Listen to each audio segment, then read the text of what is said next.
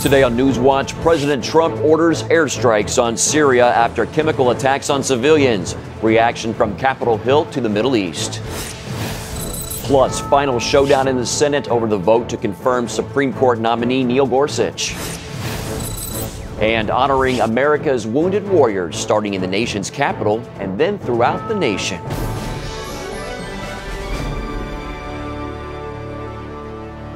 Thanks for joining us for CBN NewsWatch. I'm Mark Martin.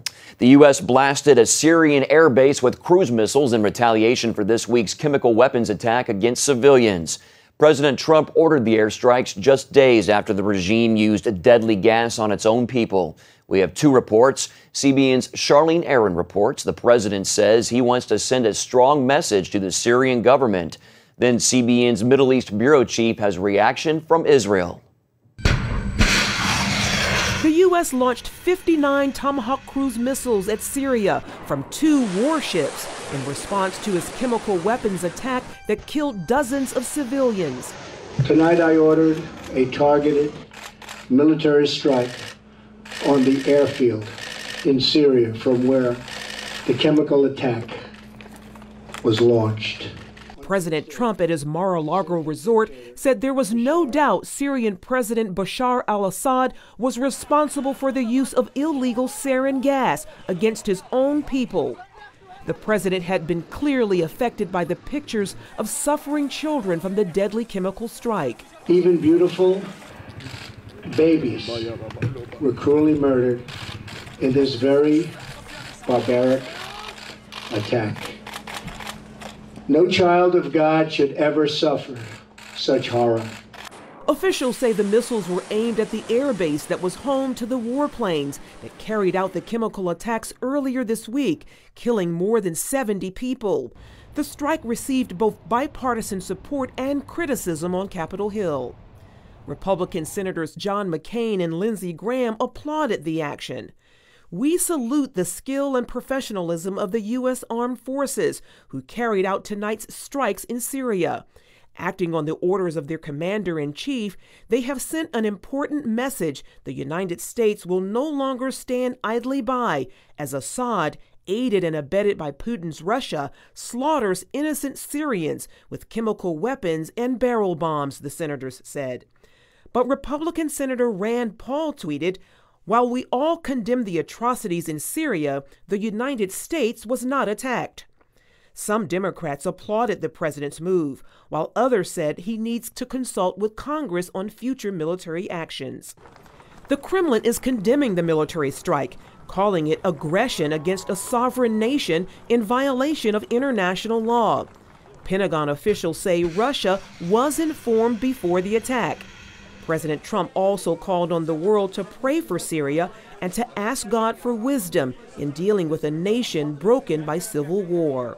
Tonight I call on all civilized nations to join us in seeking to end the slaughter and bloodshed in Syria, and also to end terrorism of all kinds and all types. Charlene Aaron, CBN News.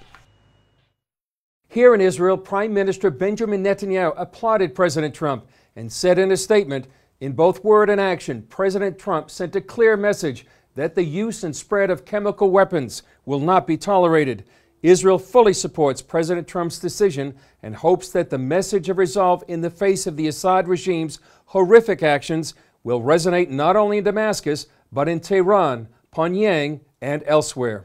Many smiling faces in this country because we think that America is back. Former Israeli ambassador to Egypt Zvi Mazel said the strike sent a strong message to Israel and U.S. allies in the region. I think they're very happy because, Egypt, Saudi Arabia, Jordan, all Gulf countries were under attack of Iran.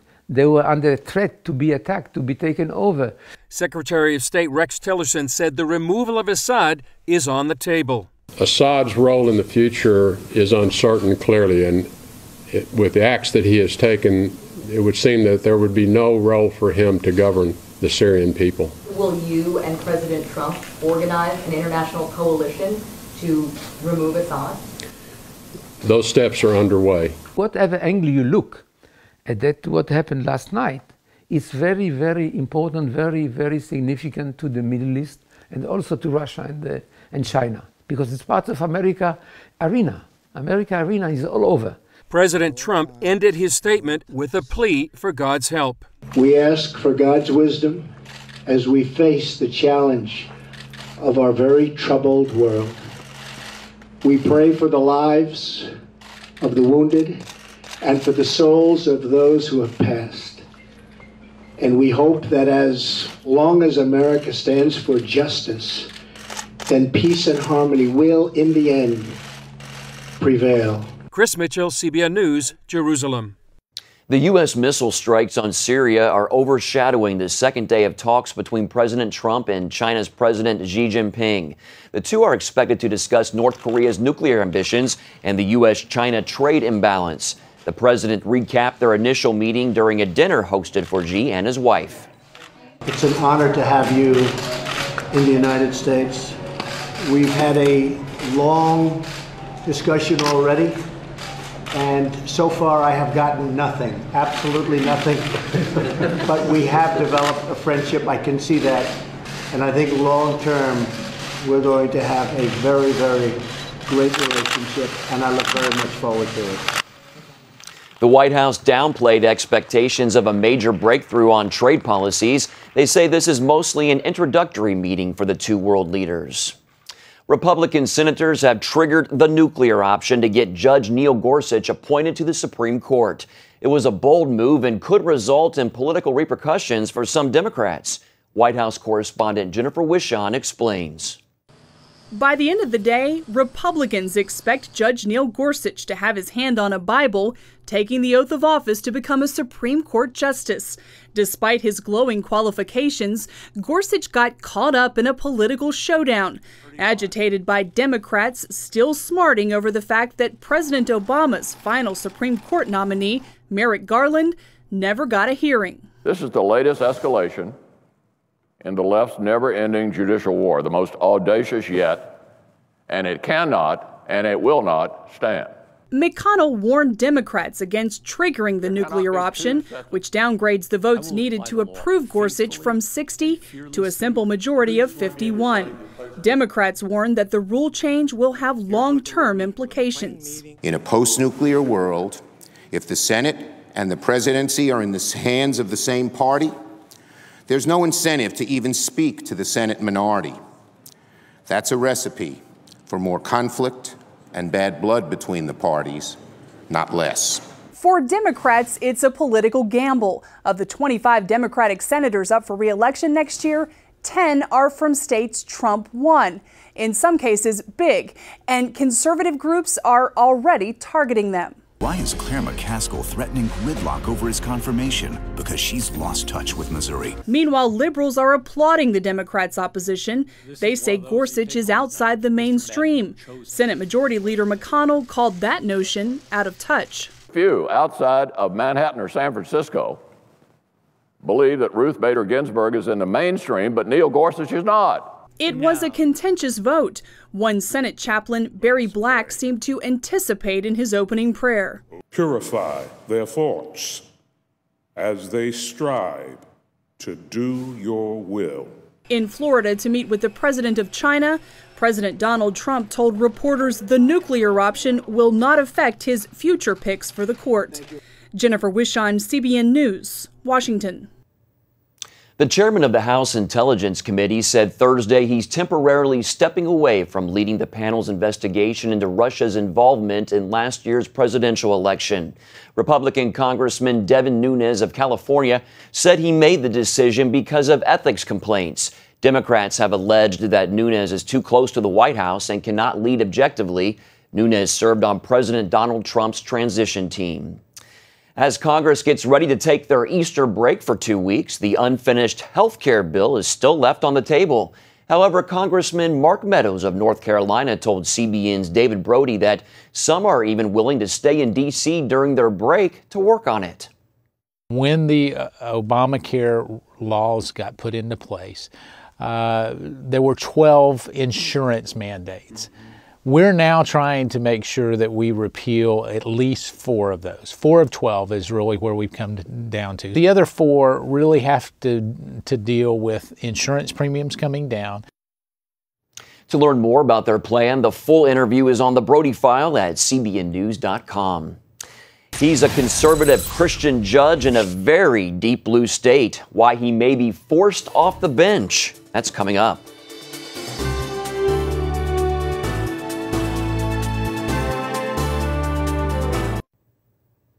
A conservative judge has found himself on the wrong side of the law in a liberal state. Are politics at play, or should he be removed from the bench? Oregon Circuit Court Judge Vance Day could be forced off the bench. The conservative Christian and Republican says he's the victim of liberal politics in a deep blue state.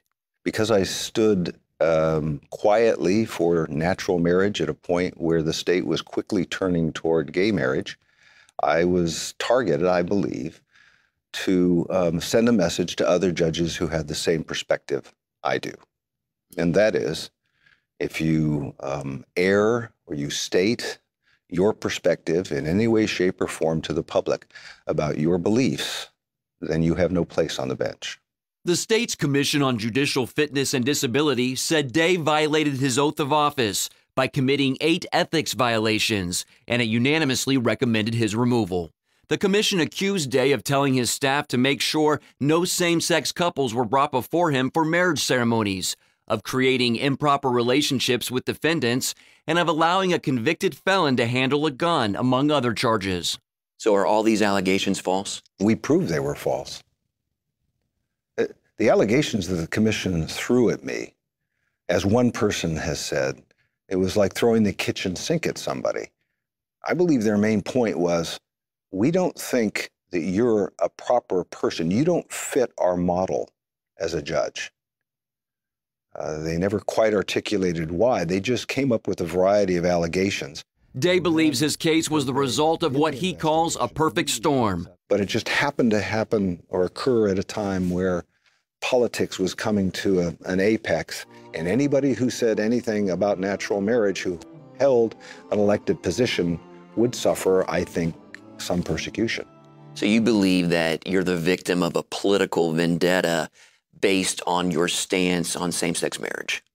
My opinion, based upon what I've seen in the last 2 years, is that I think same-sex marriage and that issue has complicated what should have been a very simple, straightforward ethics case. I don't think they expected me to fight. They came to me and my attorneys and said, if you just resign, this will all go away. I can't resign. I didn't do anything wrong. I simply, as a person of faith, chose to recuse myself from a non-judicial act and stay in conformity with my principles. They can get married by somebody else. Just please don't ask me to do it. That's all I said. Day says Oregon does not require its judges to preside over weddings. Judge Day appealed the commission's decision, and his case is now before the state Supreme Court. However, his legal troubles don't stop there. He also faces a criminal indictment. The charges stem from Day's time as the judge presiding over the Marion County Veterans Treatment Court and his interactions with a Navy SEAL who was a convicted felon and defendant in the court. Day is accused of allowing the SEAL to possess and control guns on 2 separate occasions. Like the alleged ethics violations, Day says the criminal charges are politically motivated. I've testified in the past about what did happen. I didn't aid and abet a felon in the possession of a firearm, ever. I never would do that, and I never did. Former Virginia Governor Bob McDonnell told CBN News he believes Day will be found innocent. McDonnell was a friend of Day's, and the 2 were classmates at Regent University. He's also no stranger to the courts. McDonnell faced 2 years in prison after being convicted of political corruption, but the United States Supreme Court voted unanimously to overturn his conviction. Does Judge Day's case remind you of what you went through? Absolutely. I believe from the very beginning of this, I was shocked to the core of my being when I found out that I was being investigated by law enforcement authorities. I've been doing this for 38 years in public service and always try to do what I thought was right. And so Judge Day and I have talked a lot over the last 3 or 4 or 5 months as he's walked his walk, and I've tried to encourage him. He's a man of immense faith. I see him keeping his head up. I see him relying, sold out, totally trusting in the Lord for vindication. Do you believe that you will be acquitted? I will be acquitted. I will fight for that acquittal in the criminal case. I deserve a jury trial. I want that jury trial because I can prove things in that jury trial that the commission did not allow us to prove, stopped us, in my opinion, from presenting evidence. Judge Day has a hearing on motions to dismiss the criminal indictment later this month. And in June, he makes his case on the ethics violations before the Oregon Supreme Court. Up next, how technology is changing the way parents learn if their child has Down syndrome, and in some cases, creating a debate over abortion.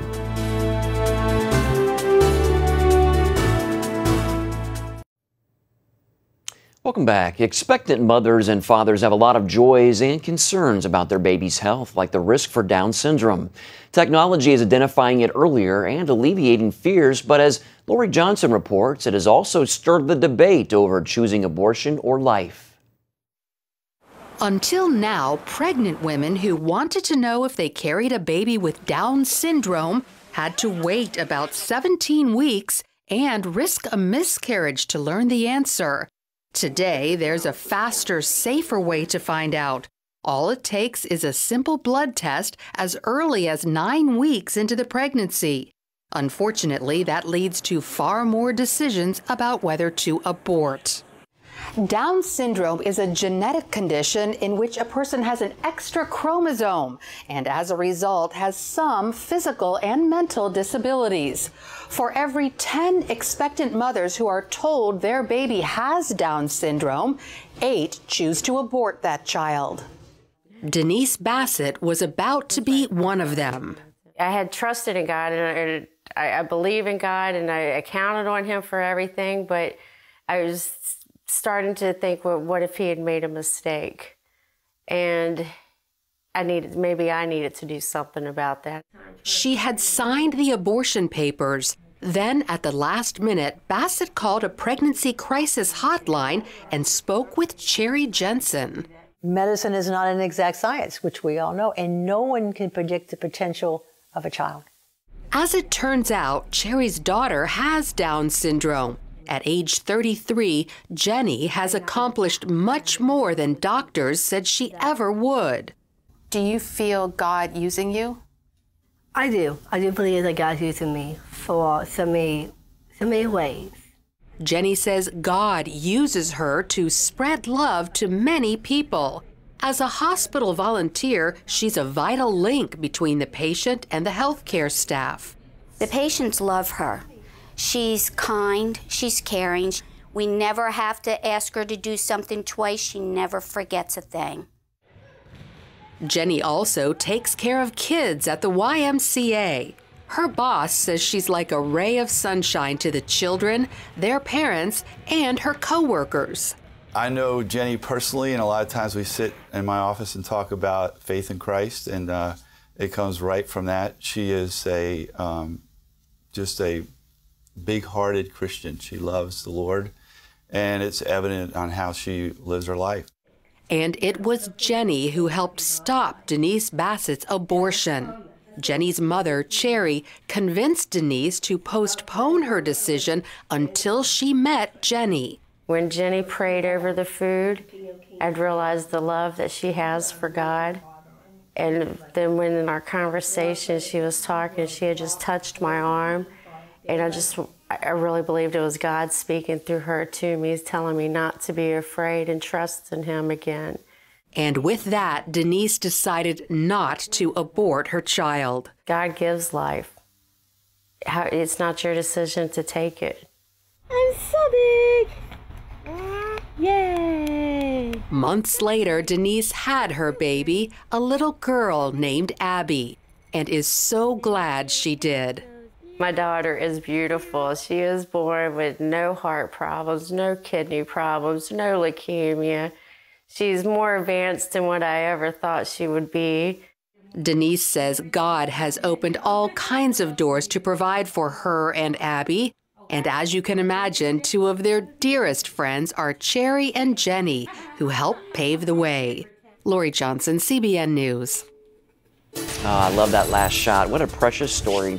Coming up, honoring the nation's wounded warriors from the White House to the streets of Washington.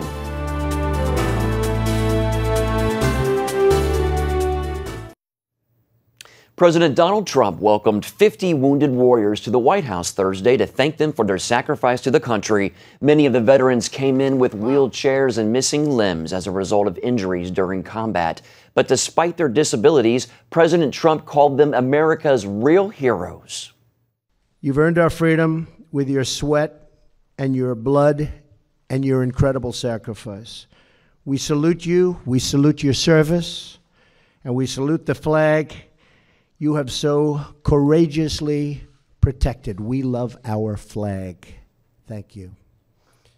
We do salute their service. The ceremony kicked off the annual Wounded Warrior Project Soldier Ride. It's a 4-day bike ride through the streets of Washington to honor America's soldiers. Well, that's it for now on CBN NewsWatch. You can find more of our exclusive coverage of the issues you care most about at cbnnews.com. And tell us what you think about the stories you've seen here. You can do that by emailing newswatch@cbn.com or talk to us on Facebook, Twitter, and Instagram. Hope you'll join us next time. Have a great day.